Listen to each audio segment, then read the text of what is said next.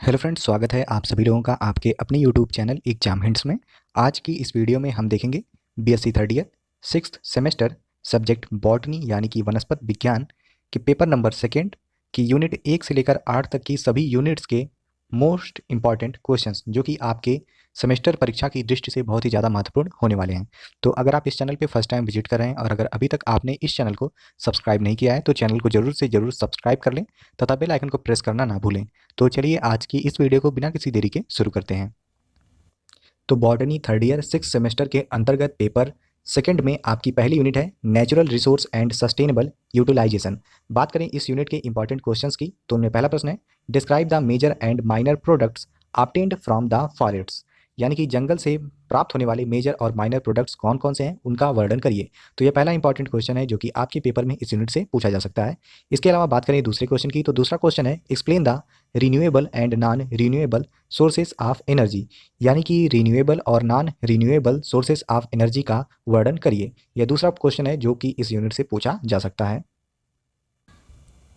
बात करें इस यूनिट से पूछे जाने वाले तीसरे क्वेश्चन की तो तीसरा क्वेश्चन है what do you understand by sustainable management, यानी कि सस्टेनेबल मैनेजमेंट से आप क्या समझते हैं। Describe the sustainable management of water, water के सस्टेनेबल मैनेजमेंट का वर्णन करिए। तो यह तीन प्रश्न है जो कि महत्वपूर्ण है, इस यूनिट से पूछे जा सकते हैं। इसके अलावा आपसे प्रश्न पूछा जा सकता है write an explanatory note on natural resources in India, यानी कि नेचुरल रिसोर्सेज जो कि इंडिया में हैं उन पर एक एक्सप्लेनेटरी नोट लिखिए। तो यह क्वेश्चंस हैं जो कि लॉन्ग आंसर टाइप में आपसे पूछे जा सकते हैं। अब बात करते हैं कुछ शॉर्ट आंसर टाइप क्वेश्चंस की जो कि आपके पेपर में 3 या फिर 4 नंबर के क्वेश्चंस में आपसे पूछे जाएंगे। तो शॉर्ट आंसर टाइप क्वेश्चंस में पहला क्वेश्चन बन सकता है soil degradation and management studies, यानी कि सॉइल डिग्रेडेशन क्या होता है, इसकी मैनेजमेंट स्टडीज को लिखिए। इसके अलावा EIA तथा GIS क्या होता है तथा conventional and non conventional energy sources के बारे में आपसे शॉर्ट आंसर टाइप क्वेश्चंस में पूछा जा सकता है। तो यह थे यूनिट नंबर फर्स्ट के कुछ मोस्ट इंपॉर्टेंट क्वेश्चंस। बात करें यूनिट नंबर सेकंड की तो यूनिट सेकंड है ecology and ecosystem. Most important unit है, इस यूनिट से सबसे ज़्यादा क्वेश्चंस पूछे जाने की संभावनाएं आपके पेपर में हैं। और इस यूनिट से जो मोस्ट इंपॉर्टेंट क्वेश्चंस आपके पेपर में पूछे जाते हैं उनमें पहला प्रश्न है डिफाइन द टर्म इकोलॉजी, यानी कि टर्म इकोलॉजी को परिभाषित कीजिए and explain about the ecological factors, और इकोलॉजिकल फैक्टर्स के बारे में वर्णन करिए। तो यह पहला इंपॉर्टेंट प्रश्न है जो कि आपके पेपर में पूछा जाएगा।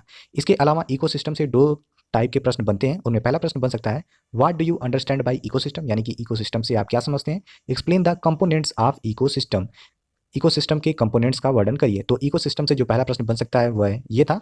इसके अलावा इकोसिस्टम से दूसरा क्वेश्चन बन सकता है डिफाइन इकोसिस्टम, यानी कि इकोसिस्टम को परिभाषित कीजिए। Give an account of the structure and function of an ecosystem, यानी कि किसी एक इकोसिस्टम के उसके स्ट्रक्चर और फंक्शन का वर्णन करिए। तो किसी एक इकोसिस्टम में आपके सिलेबस में पांड इकोसिस्टम, ग्रासलैंड इकोसिस्टम या जो भी इकोसिस्टम दिए हों उनके आप स्ट्रक्चर और फंक्शन को तैयार कर लेंगे। तो यह थे इकोसिस्टम से पूछे जाने वाले दो इंपॉर्टेंट क्वेश्चंस। अब बात करें इस यूनिट से पूछे जाने वाले तीसरे इंपॉर्टेंट क्वेश्चंस की तो तीसरा क्वेश्चन है describe the energy flow in an ecosystem, यानी कि किसी एक इकोसिस्टम में एनर्जी का प्रवाह कैसे होता है उसका विस्तार पूर्वक वर्णन करिए। तो यह तीसरा क्वेश्चन है। बात करें चौथे क्वेश्चन की तो चौथा क्वेश्चन है व्हाट आर इकोलॉजिकल पिरामिड्स, यानी कि इकोलॉजिकल पिरामिड्स क्या होते हैं। Describe in brief various types of ecological pyramids, यानी कि विभिन्न प्रकार के इकोलॉजिकल पिरामिड्स का विस्तार पूर्वक वर्णन करिए। तो यह थे यूनिट नंबर सेकंड से पूछे जाने वाले मोस्ट इंपॉर्टेंट क्वेश्चंस जिन्हें आप तैयार कर लेंगे। बात करें अगली यूनिट की तो अगली यूनिट भी आपकी मोस्ट इंपॉर्टेंट यूनिट है और इसकी टाइटल है soil formation properties and conservation. तो इस यूनिट से जो सबसे पहला मोस्ट इंपॉर्टेंट क्वेश्चन बनता है वह है explain the origin formation and composition of soil, यानी कि सॉइल की ओरिजिन कैसे हुई, इसका फॉर्मेशन कैसे होता है तथा इसकी कंपोजिशन क्या है, इसका वर्णन करिए। बहुत ही ज़्यादा महत्वपूर्ण क्वेश्चन है और इस यूनिट से यह क्वेश्चन पूछा जाना आपके पेपर में तय है, तो आप इस क्वेश्चन को जरूर से जरूर तैयार कर लेंगे। इसके अलावा इस यूनिट से जो दूसरा मोस्ट इंपॉर्टेंट क्वेश्चन बन सकता है वह है what do you understand by soil conservation, यानी कि सॉइल कंजर्वेशन से आप क्या समझते हैं। Explain various methods of it, इसके विभिन्न प्रकारों का वर्णन करिए। तो यह दूसरा क्वेश्चन है जो कि इस यूनिट से पूछा जा सकता है। बात करें इस यूनिट के तीसरे इंपॉर्टेंट क्वेश्चंस की तो तीसरा क्वेश्चन है explain soil profile in detail, यानी कि सॉइल प्रोफाइल से आप क्या समझते हैं, इसका विस्तार पूर्वक वर्णन करिए। बहुत ही ज़्यादा महत्वपूर्ण प्रश्न है, इसे भी आप तैयार कर लेंगे।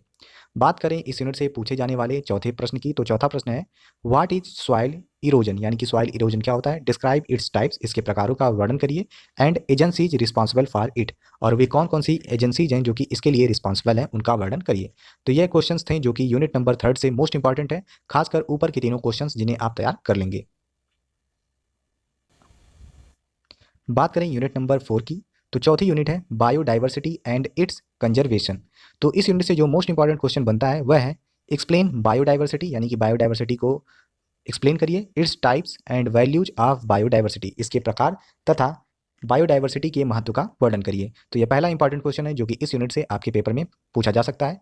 इसके अलावा इस यूनिट से जो सबसे मोस्ट इंपॉर्टेंट क्वेश्चन बनता है वह है what do you understand by conservation of biodiversity, यानी कि बायोडाइवर्सिटी के कंजर्वेशन से आप क्या समझते हैं, differentiate between in situ and ex situ conservation, in situ तथा इक्स सीटू कंजर्वेशन के बीच डिफरेंशिएशन करिए। तो ये दो इंपॉर्टेंट क्वेश्चंस हैं जो कि बायोडाइवर्सिटी से पूछे जाते हैं। खासकर दूसरा क्वेश्चन बहुत ही ज़्यादा महत्वपूर्ण है, इसे आप तैयार कर लेंगे।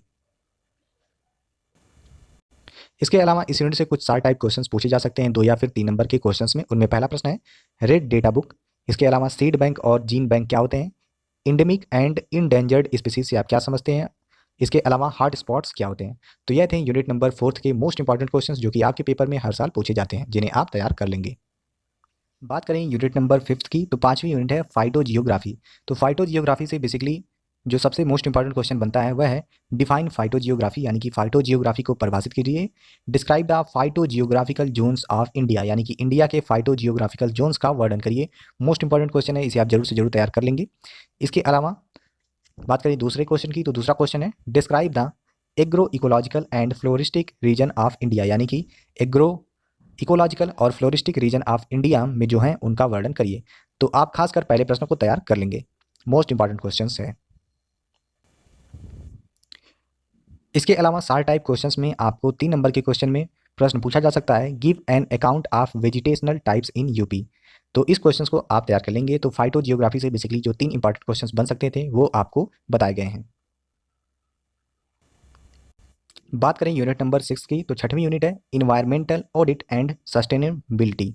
तो इस यूनिट से जो पहला इंपॉर्टेंट क्वेश्चन बन सकता है वह है write the concept and guidelines of environmental audit, यानी कि इन्वायरमेंटल ऑडिट के कॉन्सेप्ट का वर्णन करिए तथा उसकी गाइडलाइंस को बताइए। तो यह पहला इंपॉर्टेंट क्वेश्चन है जो कि आपके पेपर में इस यूनिट से पूछा जा सकता है। इसके अलावा जो प्रश्न बन सकता है वह है explain the concept of sustainable development, यानी कि सस्टेनेबल डेवलपमेंट के कॉन्सेप्ट का वर्णन करिए। तो यह बेसिकली 2 इंपॉर्टेंट क्वेश्चंस हैं जो कि इस यूनिट से पूछे जा सकते हैं। इसके अलावा कुछ शॉर्ट आंसर टाइप क्वेश्चंस में प्रश्न पूछे जा सकते हैं। उनमें पहला प्रश्न है इंडियाज इन्वायरमेंटल एक्शन प्रोग्राम क्या है, इसके अलावा इको मार्क क्या होता है तथा concept of energy and green audit. तो यह बेसिकली यूनिट 6 के इंपॉर्टेंट क्वेश्चन है जो कि आपके पेपर में पूछे जा सकते हैं। बात करें यूनिट नंबर 7 की, तो 7वीं यूनिट है pollution waste management and circular economy. तो इस यूनिट से जो क्वेश्चंस बन सकते हैं उनमें आपसे पूछा जा सकता है इन्वायरमेंटल पॉल्यूशन के बारे में, जिनमें वाटर, एयर तथा नॉइज पॉल्यूशन क्या होते हैं, इसके काज यानी कि इसके कारण क्या है, इसके इफेक्ट क्या पड़ते हैं तथा इसका कंट्रोल कैसे कर सकते हैं। तो यह बेसिकली क्वेश्चंस इस यूनिट से जो मेन क्वेश्चन है वो यहाँ से बन सकते हैं इन्वायरमेंटल पॉल्यूशन के बारे में। इसके अलावा प्रश्न बन सकता है describe waste types its collection and disposal, यानी कि वेस्ट टाइप्स क्या होते हैं, इसका कलेक्शन क्या है तथा इसके डिस्पोजल कैसे कर सकते हैं। तो यह दूसरा क्वेश्चन था। बात करें इस यूनिट से पूछे जाने वाले तीसरे क्वेश्चन की, तो तीसरा क्वेश्चन है explain in detail about the recycling of waste, यानी कि किसी भी वेस्ट को रिसाइकिल कैसे किया जा सकता है इसका उल्लेख करिए। तो यह है यूनिट 7 के कुछ मोस्ट इंपॉर्टेंट क्वेश्चन। अब बात करें यूनिट 7 से पूछे जाने वाले कुछ शॉर्ट आंसर टाइप क्वेश्चन की, तो शॉर्ट आंसर टाइप्स में आपसे क्वेश्चंस पूछे जा सकते हैं एसिड रेन क्या होता है, बायो रेमिडिएशन से आप क्या समझते हैं, गंगा एक्शन प्लान क्या है तथा सर्कुलर इकोनॉमी से आप क्या समझते हैं, एंड सस्टेनेबिलिटी, यानी कि सर्कुलर इकोनॉमी एंड सस्टेनेबिलिटी पर आप शॉर्ट नोट लिखिए। तो ऐसे कुछ क्वेश्चंस हैं जो कि यूनिट नंबर 7 से बन सकते हैं। बात करें यूनिट नंबर 8 जो कि आपकी लास्ट यूनिट है, जिसकी टाइटल है environmental ethics carbon credits and role of GIS। तो इस यूनिट से जो बेसिकली क्वेश्चंस बन सकते हैं उनमें पहला प्रश्न है what do you understand by carbon credit, carbon credit से आप क्या समझते हैं, डिस्क्राइब इट्स कॉन्सेप्ट, इसके कॉन्सेप्ट का वर्णन करिए। तो ये पहला प्रश्न है जो यूनिट नंबर 8 से बन सकता है। इसके अलावा define GIS and right it's component, यानी कि GIS को परिभाषित करिए तथा इसके कंपोनेंट्स के बारे में लिखिए। तो GIS से 2 क्वेश्चंस बनते हैं, जिनमें पहला प्रश्न ये हो गया। इसके अलावा GIS से पूछा जा सकता है कि GIS क्या होता है तथा इसके एप्लीकेशंस को बताइए, जिनमें आपसे पूछा जा सकता है GIS इन लैंड यूजिंग प्लान में इसका क्या महत्व है या फिर एग्रीकल्चर स्टडी में इसका क्या महत्व है। तो GIS से ये 2 क्वेश्चंस आप तैयार कर लेंगे। बात करें यूनिट नंबर 8 के आखिरी क्वेश्चन की, तो लास्ट क्वेश्चन है write the meaning and importance of carbon sequestration, यानी कि कार्बन सिक्विस्ट्रेशन के मीनिंग तथा इसके महत्व का वर्णन करिए। तो यह थे आपके botany paper second BSc 6th semester के मोस्ट इंपॉर्टेंट क्वेश्चंस, जिनकी संभावना है कि आपके पेपर में ये प्रश्न पूछे जा सकते हैं। तो इस वीडियो में आपको जितने भी क्वेश्चंस बताए गए हैं उन क्वेश्चंस को आप तैयार कर लेंगे तथा हमें उम्मीद है कि आपको ये वीडियो पसंद आई होगी।